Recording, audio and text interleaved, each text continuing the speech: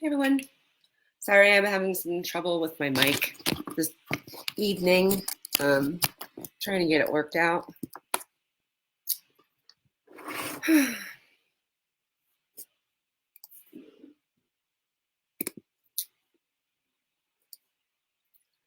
So, as a parent in separation from your child, today was probably one of the hardest days, in my opinion. Every day is a struggle, right? But then the holidays come around. And it's not just Christmas Day that's hard. You have Christmas Eve. You have the whole build up to Christmas, which is really hard. Um, you don't get to do cookies and you don't get to see your child's Christmas recital. Um,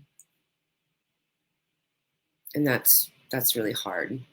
Um, I am no longer in dependency court. I won custody of my child. I regained my custody that was illegally taken from me. My daughter was seized without a warrant in November of 2020, and I fought like hell to get her back, and I did. We left dependency court with, exiting orders, and DCFS was upset that I was able to keep my custody. They thought that they were going to just give my daughter over to my husband at the time, and I was going to go away quietly, and I didn't. I fought like hell, and I got her back, and then we went to family court, and whole nother monster, whole nother beast. The reason I'm in separation with my child right now is because my ex-husband is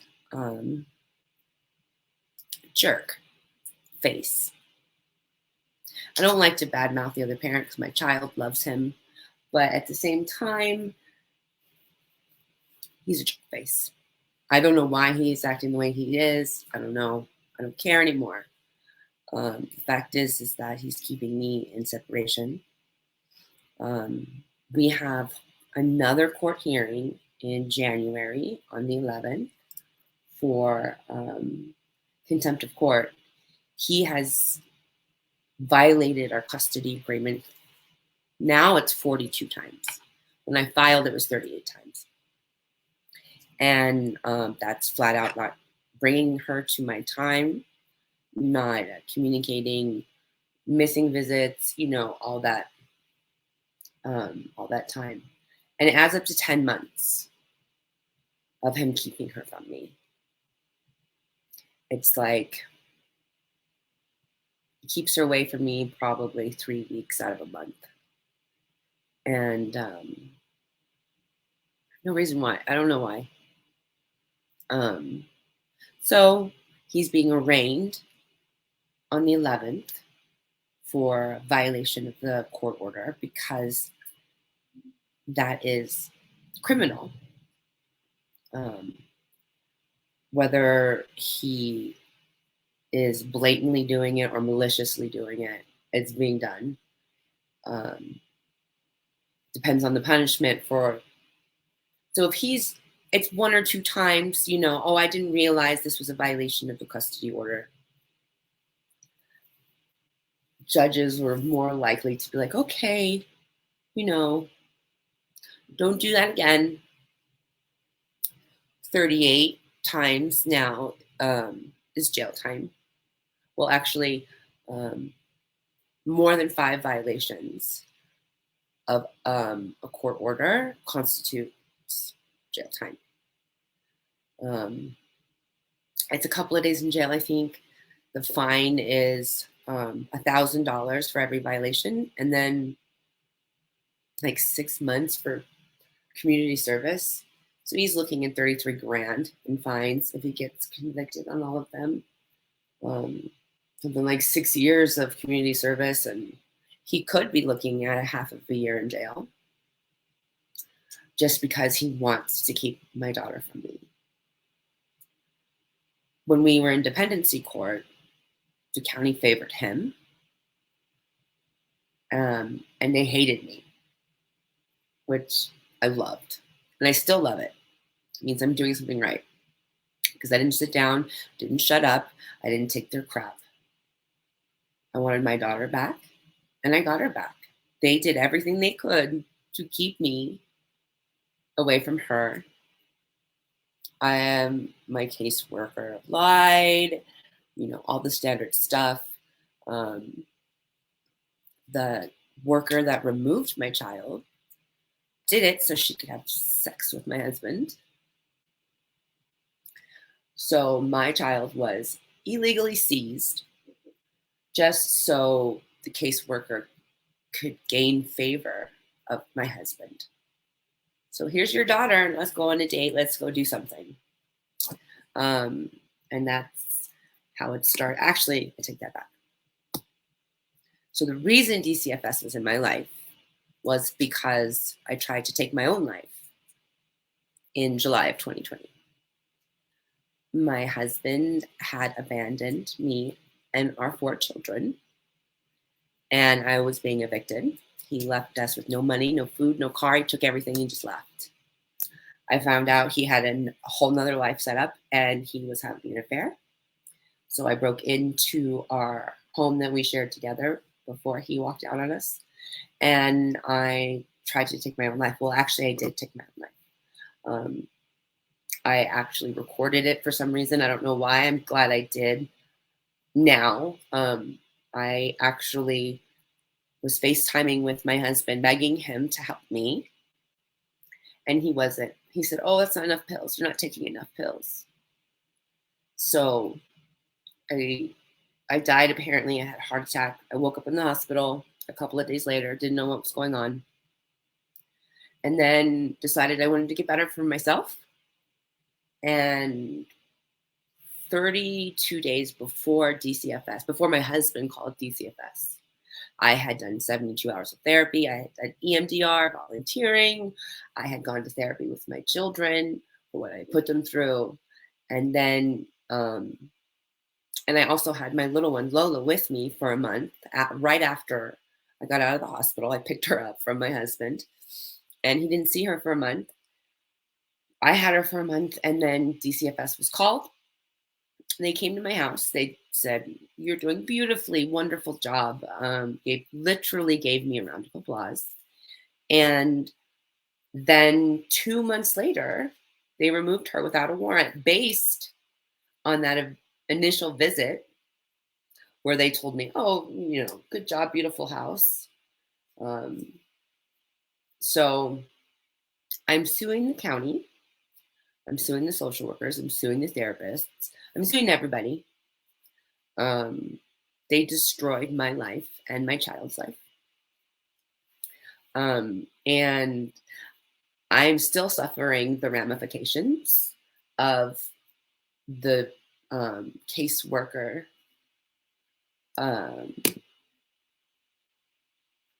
I'm still suffering the ramifications. So my therapist did not have permission to release my therapy information to my caseworker. So she violated HIPAA, for one.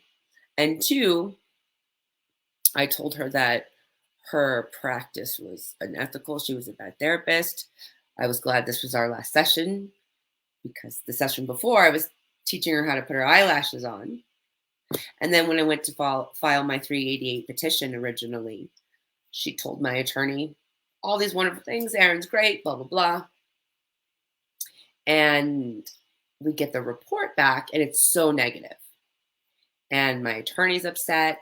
I'm upset. And I figured out the reason why she was requesting more sessions. So when you fill out your services and you sign for services and you sign consent for therapy and parenting classes, at the bottom of your forms, there's a little part where it says that you are still responsible for the remaining sessions, even if DCFS backs out.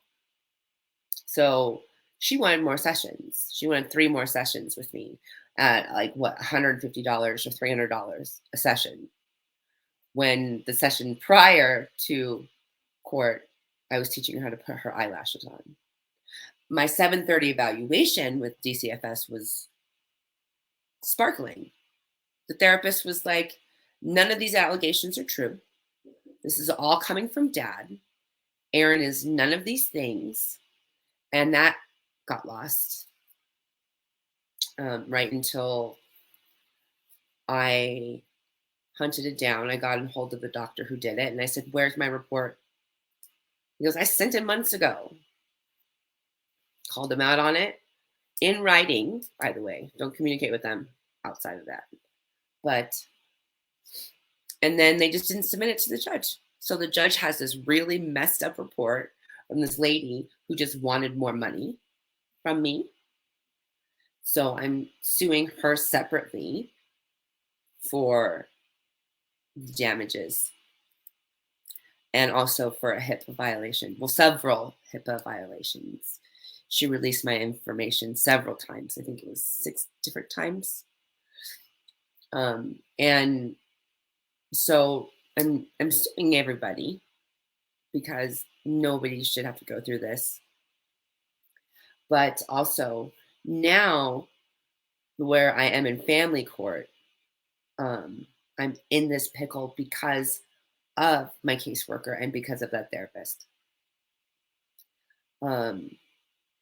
Hopefully, I will be listened to on the 11th because, like I said, he's kept me away from my child for 10 months out of 12 months. And that's a lot. I've missed a lot. And I don't know why. I don't know if he's mad. There's no reason for him to be keeping our child from me other than bitterness, I guess. So my things of my yeah, my demand letters have been sent. I have filed in federal court against the county of San Bernardino. But that doesn't help with how much it hurts to be in separation. And like I said earlier, it's not just today that's hard. It's from October through December. I mean, you have Halloween. You don't get to do costumes or trick-or-treating. Thanksgiving. Then you have the whole month of December. Recitals and cookies and Christmas pictures and Santa. It's just every day is salt in the wound for parents that are in separation from their children. And I cannot even describe how hard it is. For me, I'm not even in dependency court anymore. I don't have to deal with the caseworker or see my child in a dirty, filthy office in San Bernardino County in Fontana, which was my office, by the way.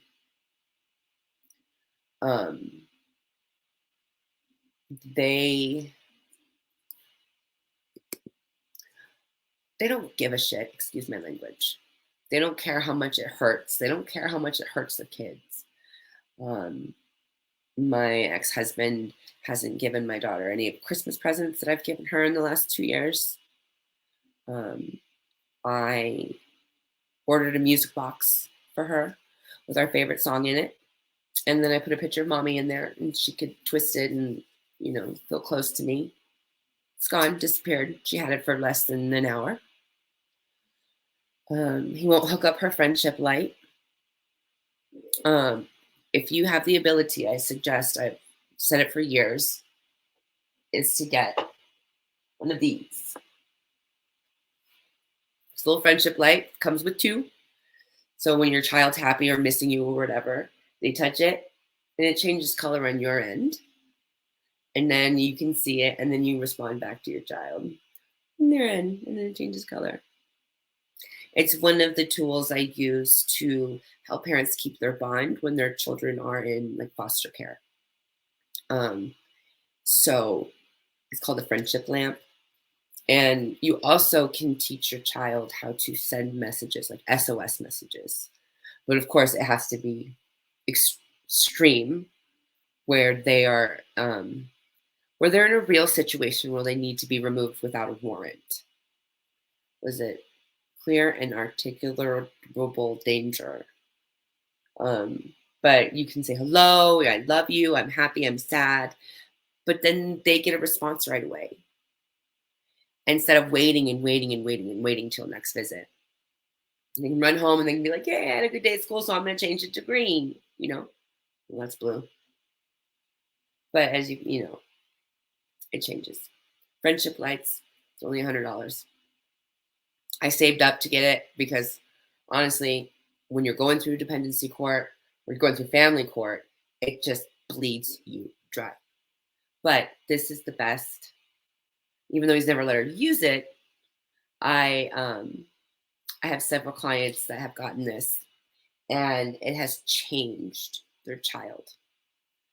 Yes, you're still in separation, but you can just, if you just want to say hi to mommy, or you want to say hi to daddy, or you miss them, or you miss your brother and sister, you just touch it, and the other side lights up, and you can see it.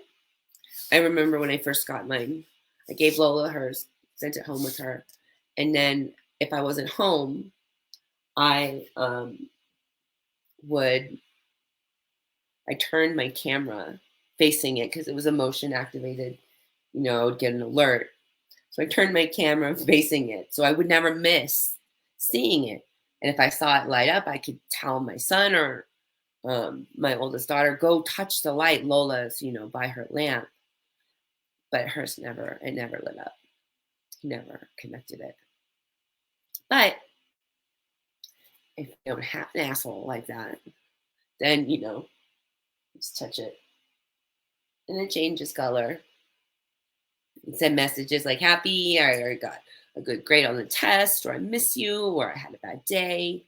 Um, then it keeps you connected. And this is the hardest time of the year. My daughter was in her first Christmas recital, and I couldn't go. Didn't know when it was. My daughter was in the hospital with COVID. Didn't know. He didn't tell me. Um, so, like I said, we have court coming up on the 11th, and I'm hoping that the judge is sick of my face and will actually read my paperwork. I filed a complaint with the judicial committee about my judge. He told me I wasn't allowed to object in court. I was told that I couldn't have more custody of my child because he thought my job was odd and weird. What? I am not kidding. He asked me what I did, and I told him I'm a reunification coach. I help parents get their kids home and out of custody. And he said, um, that's odd. And I said, okay. He goes, well, you don't have custody. And I said, I do have custody of our daughter. And I did win independency court. And I left with my parental rights intact. And I specialized in supervised visitation inside the DCFS office. And he said, what are your qualifications? So I told him I've written 3 books. I wrote my story, a manual, a how-to manual for parents, and then me and my daughter wrote a children's book for kids going through reunification. And I have testified now as an expert witness in 3 states, California, Utah, and Arizona. Oh, excuse me, no, in Nevada. So 4. And I have a charity. And he cut me off. And he said, well, I think your job is odd and weird, and I'm going to put you on supervised visitation. Thank God there was a court reporter because I called up Mr. Davis, Vince Davis. He's a friend of mine. Actually, he's the reason that I do this, and he actually saved my child. He gave me the best advice I've ever gotten in my life, and he put me on the path that I'm on. And so I called him and I said, "Hey, Vince, this is what the judge said." And he goes, "No, he didn't." No. And I said, "Yes, he did. He told me I wasn't allowed to object either." So got some friendly advice from my friend, and I went ahead with that. I filed my order to show cause, which I didn't know was criminal. So Mario gets an attorney, and I don't. It's fine. I'm hoping that I did the paperwork correctly, and he's screwed up so many times that I'm not going to need an attorney. Hopefully, he'll plead out. Let's see, let's change color. Um, and I think that this constitutes a change in circumstance because he's obviously abusing his physical custody privileges or his rights. Um, and the only person that suffers really at the end of the day is our children. Yes, as a parent, I I got pajamas, matching pajamas for me and my daughter. He didn't even give them to her. And I'm still sitting here and I'm like,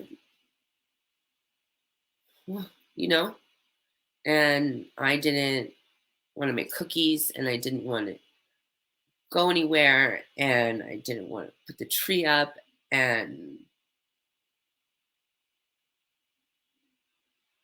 I'm just being kept from my daughter, from my husband, my ex-husband. I don't have a county standing in front of me anymore. And while I was going through dependency court, I thought to myself, okay, he did this. Maybe he didn't realize it was going to go this far. And now he has to, play along. And he knows that I'm a good mama. And once we're out of dependency court, he's going to give me my child back. We're going to get divorced. It's going to be 50-50. There's not going to be any problems. I've moved on. I have a wonderful man. And I don't know what he's doing. I don't care what he's doing. But when I realized that it was not the county keeping my child from me anymore, that my husband was actively doing it, it was like taking another bullet because I was still under the delusion that this was a short thing, a temporary thing, that my husband really didn't do this. My husband really didn't watch me try to take my own life, encourage me to take more pills, and then call the county, call the hotline number, and then keep going forward with all this stuff. I thought, oh, he did something and now he's in too deep. And as soon as we're out of here, we'll be done. No, I came to a realization that it was all a plot and a scheme to control custody, and the restraining order is to control alimony. So you don't have to pay alimony to somebody who you have a restraining order against. And we were married for over 10 years, and that's lifetime alimony in California. So this is the second Christmas that I've missed with her solely because of him, not because of the county. And I just look at our daughter and I think, why does she deserve this?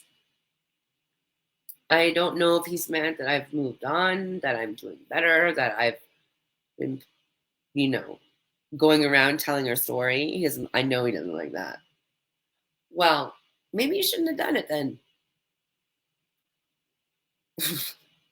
One of the violations for our custody order was, if you don't stop telling your story and talking about our case, I'm not going to let you see our daughter.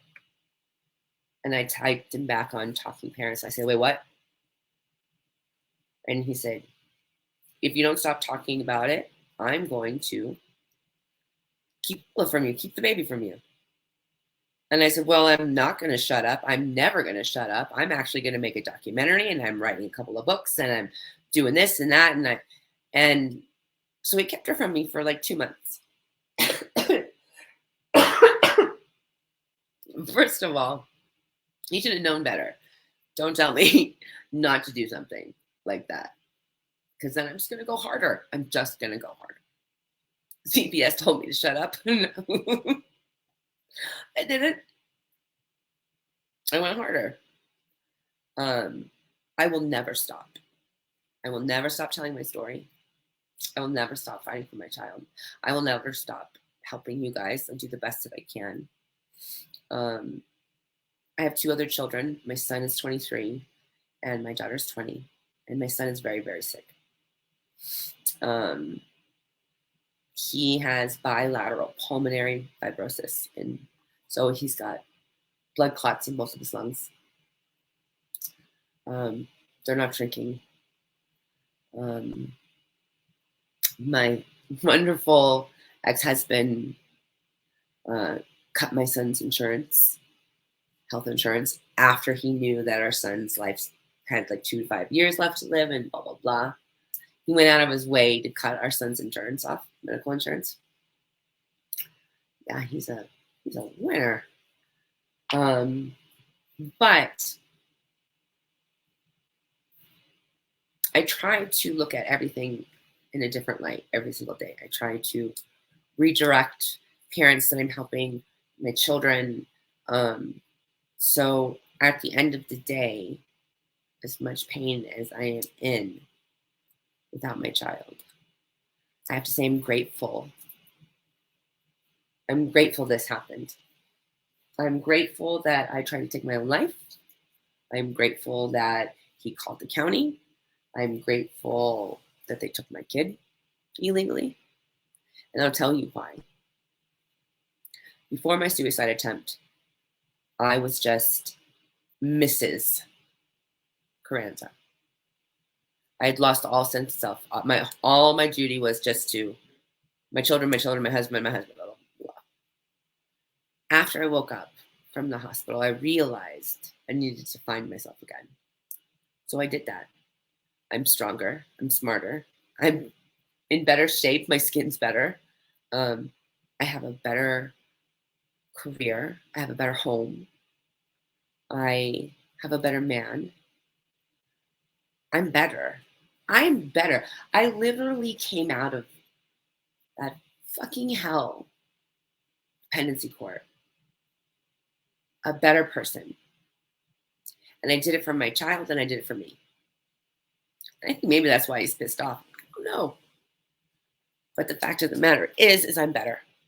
And they didn't like that. They didn't like that I got better. They didn't like that I was actively helping other parents while I was going through dependency court. Because I give a fuck. I know how to do this, and this in supervised visitation. Let me help you. I would be in my visit with my child, helping other parents. And what happened? They took away my kid because I was helping other parents. Well, family court judge did. So I filed a complaint against him, and I complained against the county, and I filed all the stuff I'm supposed to, and I filed my lawsuit. But I'm better, and I want to help other parents get better. This is the hardest thing I've ever done. And my son, when he was 5, he was diagnosed with leukemia, and he had had chemotherapy for 6 years. Watching my child go through chemotherapy was easier than the 2 years in dependency court. That's crazy to say, but it was. It was easier to handle my son having cancer for 6 years than it was for 2 years in separation with my child. When Austin was sick, I could be with him, I could hug him, I could kiss him, I could cuddle him, I could take care of him when he wasn't feeling good, you know. When DCFS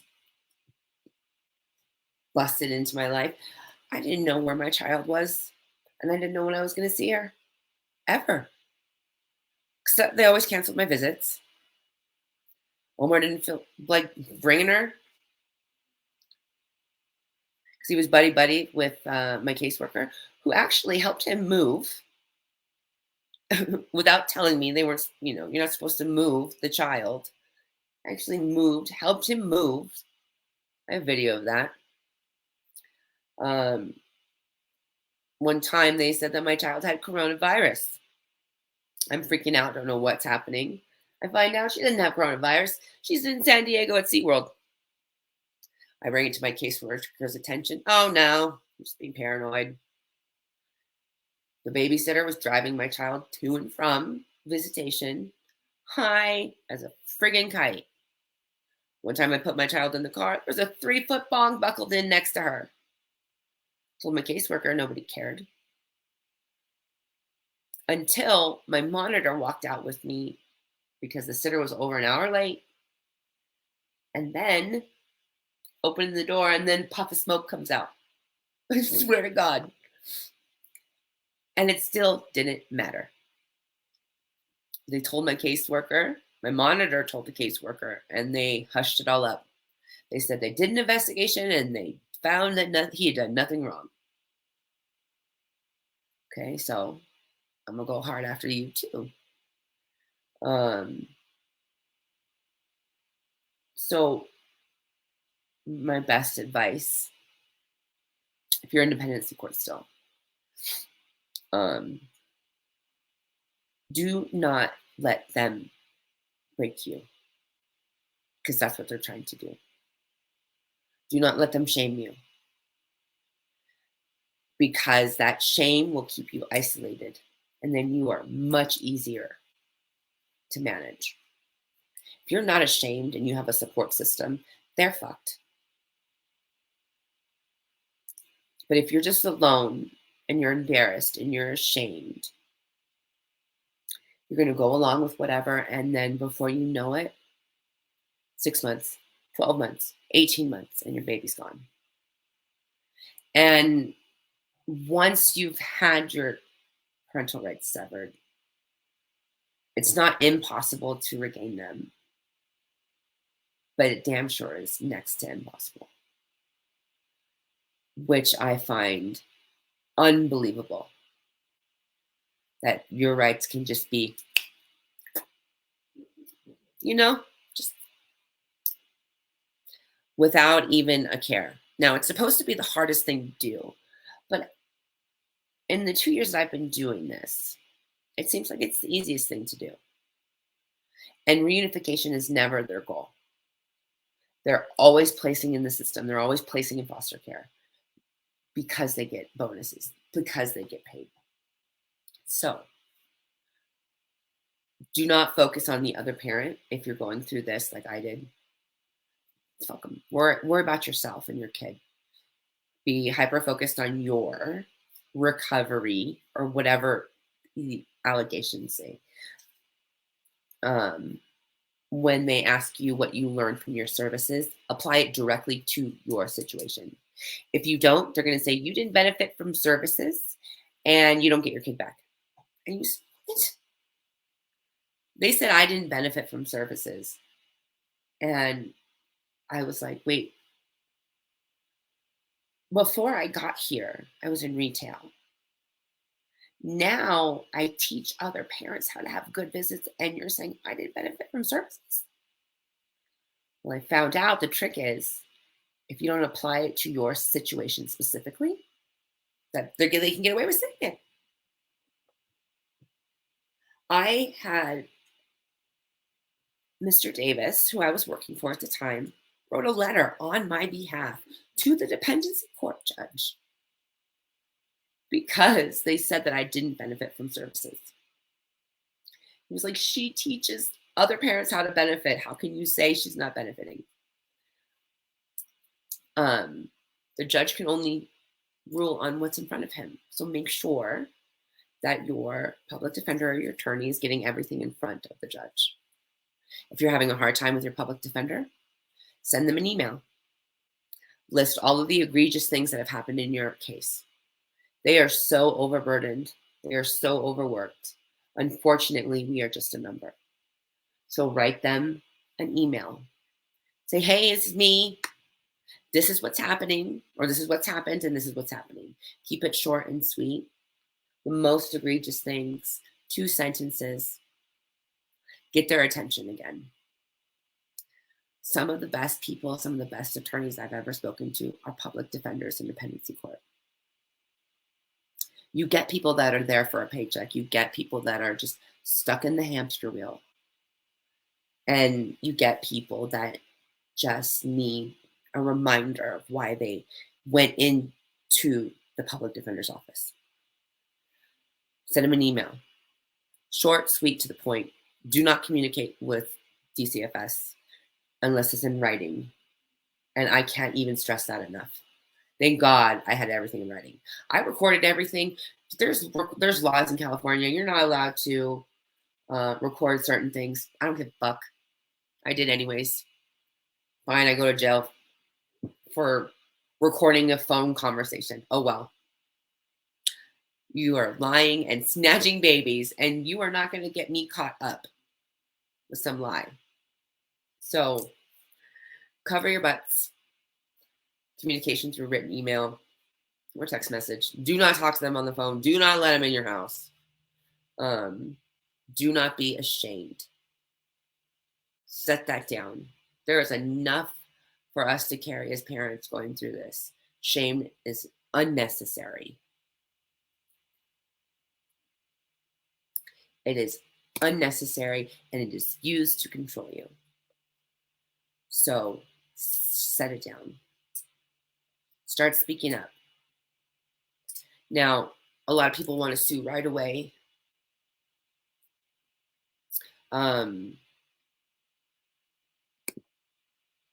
Benefit from service illegally seized. Yep. My child was illegally seized, and I benefited because I wanted my kid back. Unfortunately, you're going to have to play the game. Unless you can get them right at the jump, it's your first hearing, you're in. And you have to go through the motions. And fucking sucks. Their own psychiatrist said a month after my daughter was taken, give her back to her mother. Their own, the county itself said give it back. Caseworker said no. But so when they ask you if you're benefiting, make sure you apply it to your situation.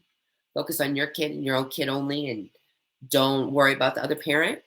Because if you do, they're going to say, oh, she's bitter, or he's not over them and obsessing, and they're unbalanced and they're mentally unfit, and so on and so forth. So just worry about your own self. Don't worry about the other parent, which is really hard because, like I said, he had my daughter driving around with a babysitter that was smoking weed while driving my kid. And no, they did an investigation, and that was fine, but digress. So do not let them see you broken. It's what they want to see.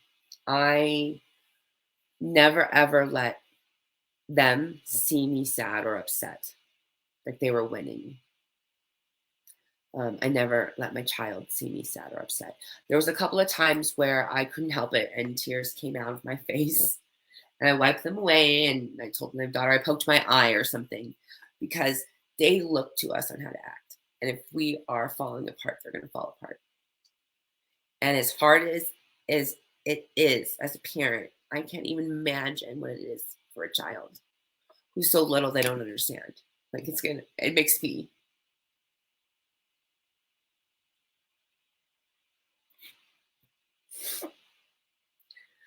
whew. So do your services. I don't care if you're not on drugs and they want you to take drug tests. I don't care, do them. There is no, there is nothing in this world that would stop me from getting my child back. If I wasn't on drugs, there should be no problem with taking a drug test. Just call it making deposits in your CPS account. Um, Now, this is going to sound harsh, but this is just my belief. If you're not doing your services, you don't want your child back.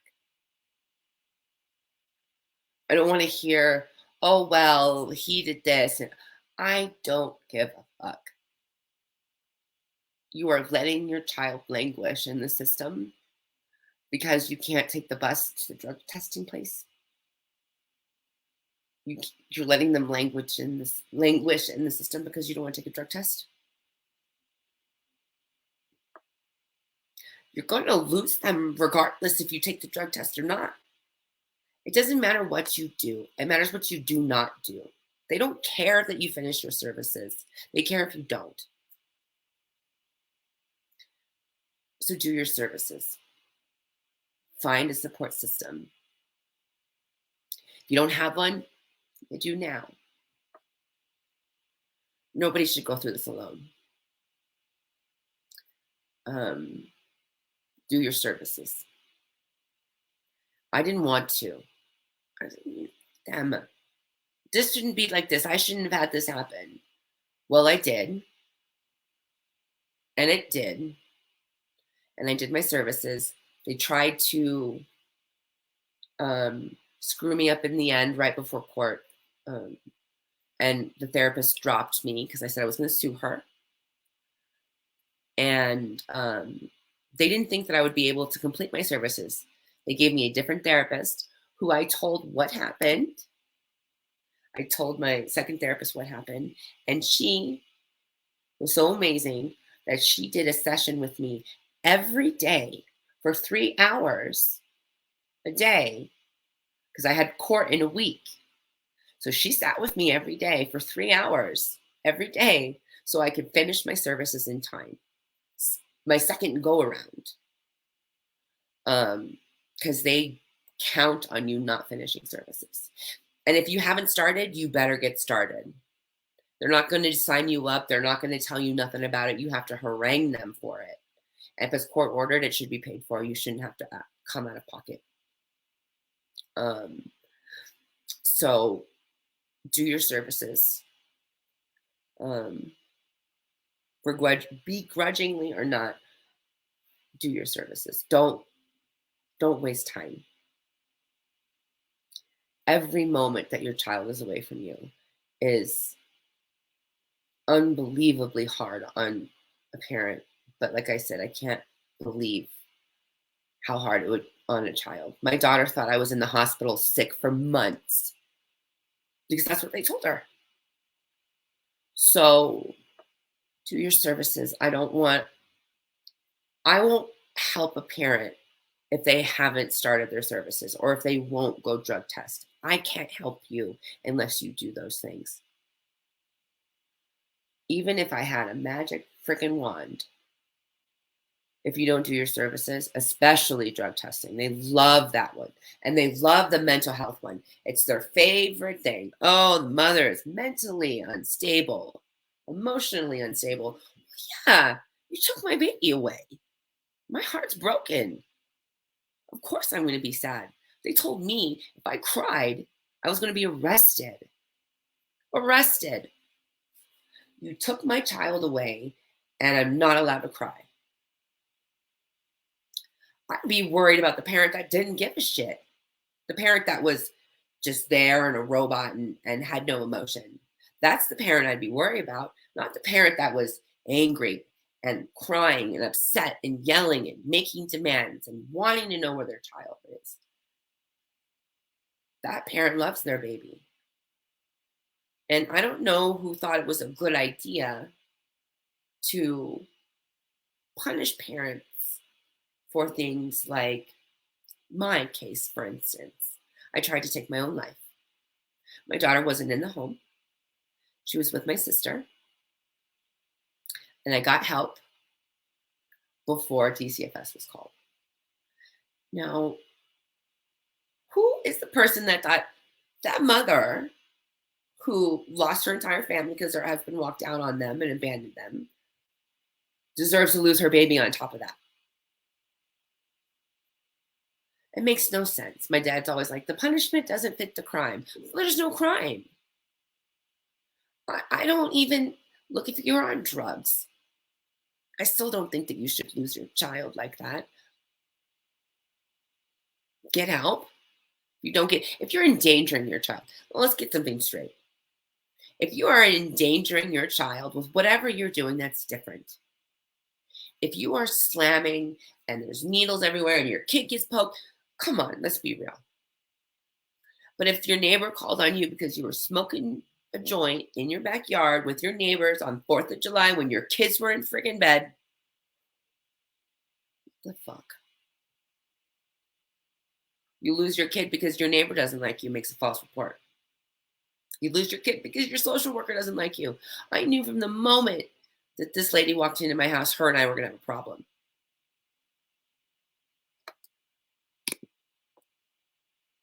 Thank you, Sandy.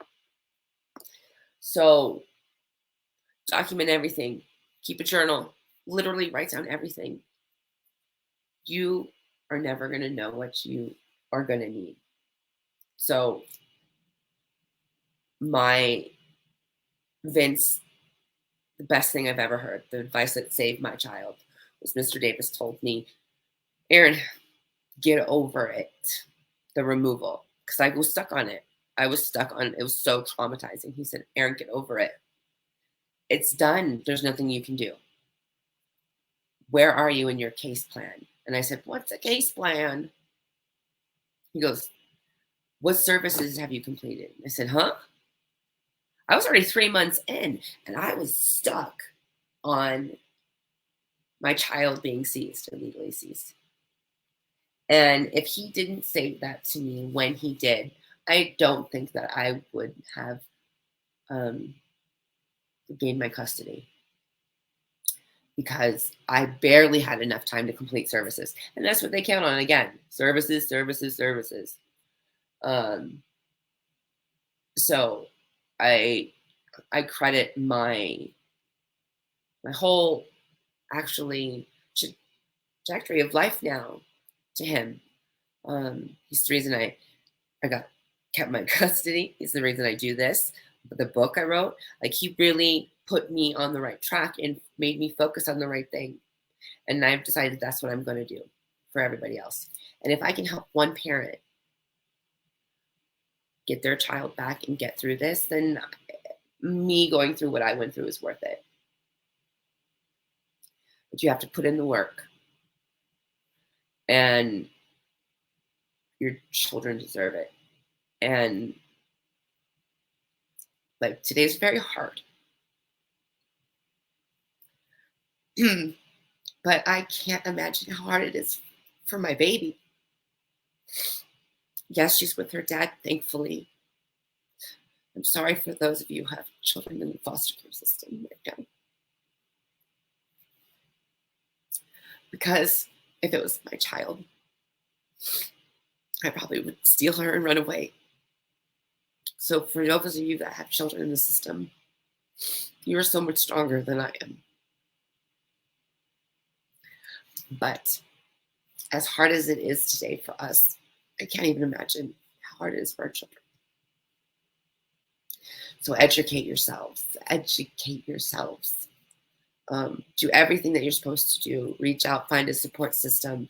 There's lots of groups. There's lots of support groups here.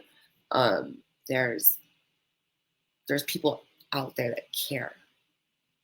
If you're local, I will come and sit with you at court. I have a couple of clients that had to go to TPRs, and I didn't want them sitting there alone. So I sat outside of the courthouse waiting for them for hours so they would have somebody to come out to. because this is designed to separate you from your support system and your family, and is designed to isolate you.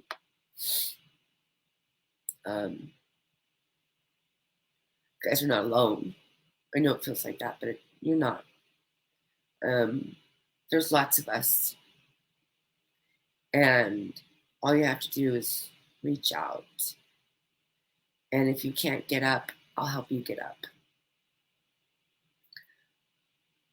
I believe that I went through this, that I had to go through this because I had to see firsthand how corrupt CPS is.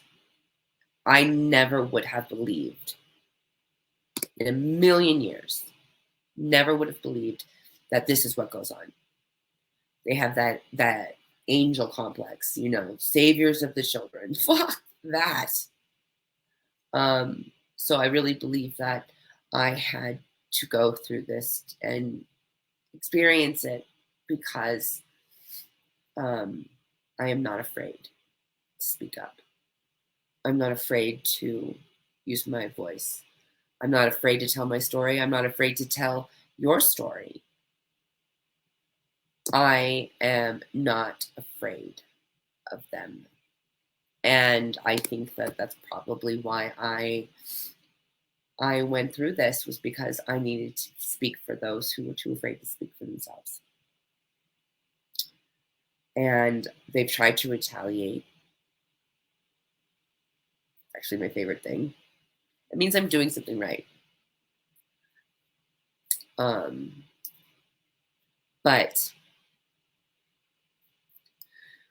I know, like I said again, Christmas Day, and we're without our children, we're in separation, and it's shitty.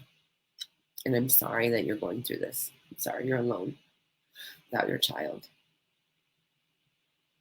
If you can, if you're allowed, get a friendship lamp. They're awesome, amazing, beautiful, wonderful. You can communicate with your kid. There's also another way that you can, if you have their address, this is what I did. I wrote my daughter a letter every week. It's a little card, age appropriate. Don't talk about the other parent, anything about their case. I love you. I miss you. And I would send a picture of me and my child in it. Every week I'd send her an envelope. Found out that dad was throwing them away. But that's another way to communicate and keep your bond. Thank you, Sandy. So my child she was 5 when this started, and it was really hard to leave visits. I'll see you next week. Oh, and I got the harshest punishment. 1 visit a week for 2 hours. Because I tried to take my own life. My daughter wasn't even there. So what I did with her was, instead of saying, I'll see you next week, I said, okay, baby, I'll see you in our dreams tonight. Let's meet up in our dreams. So, the last half an hour of our visit, as we're cleaning up and getting ready to leave, we're talking about what we're going to wear in our dreams, where we're going to meet, what are we going to do? And so at the end of the visit, I would say, okay, baby, I'll see you tonight in our dreams. And it made leaving each other a little bit easier. And then when they go home at night, they lay down on their pillow, and then they're focused on you, mama or daddy. Meetings, like an example, me and Lola would meet at the beach, and I would be wearing some crazy ball gown and, a crown and, really fun stuff. But she would lay down at night and then actively fall asleep thinking about mommy and her being together. So it really helped with saying goodbye at the end of our visits. We're still very hard, but it was like, okay, baby, I'll see you tonight in our dreams. Instead of saying, I'll see you next week. I'll see you in 2 weeks. I'll see you tonight in our dreams. So that's one of my little tricks. My child says they're hacks, mama. Oh, sorry, hacks. But so implement that if you can. A little letter writing thing's cool. I sent sparkly ass envelopes because what kid's not going to see a sparkly envelope? the friendship lamp is really good to keep your bond. But I've been rambling for 56 minutes, and I just wanted you guys to know that you're not alone. There is hope.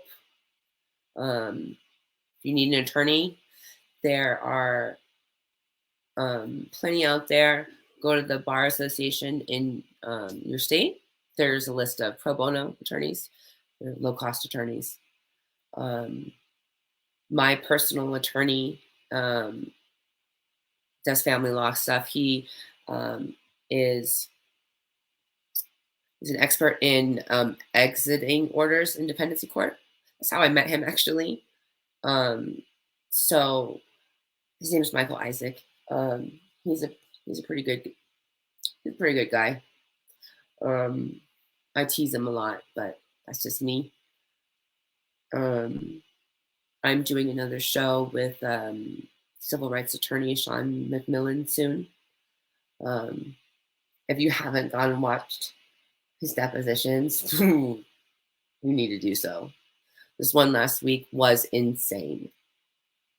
I could not believe that the caseworker said what the caseworker said. I can't believe it was written down. So go check out his Facebook page or his YouTube. Pretty interesting stuff. Actually, I wrote my entire lawsuit based on what I learned from his YouTube videos. I don't know if he's taking any cases right now. I don't think so. I'll send him a message. But there's good attorneys out there. Get a consultation. My friend, attorney Vincent Davis, he has a show regularly. He gives out lots of information. He's a really good man. Like I said, he saved my child. There's a lot of good people out there. We just have to find them. And we have to stick together. We need somebody to talk to.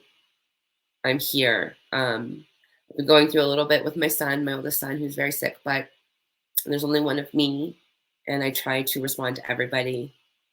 I know it's been hard to get a hold of me lately. Ms. Baker, I'm sorry. But I'm getting back on the horse, per se. So if you want to get a hold of me, go ahead and email me, Facebook. My email is erincarranza247@gmail.com. And I will do my best to help whoever I can, as much as I can. Remember, there's only one of me, and unfortunately, there's thousands of you, of us. So I will get to you as fast as I can. I don't have an assistant. I don't have anybody. It's just me. And then there's also like a sea of inappropriate pictures from dudes all the time. So it takes me a little bit to get through my email, but email me and I will do my best to get a hold of you and help you and do whatever I can. Nobody should be alone in this. And I hope you guys have a better night. Oh, yes. Sean McMullen, is his 14 cases. Yeah, I think it was 14 or 16 cases. I did a show with him 2 weeks ago, I think it was. But if you guys have not listened to the depositions, holy moly, like brilliant stuff.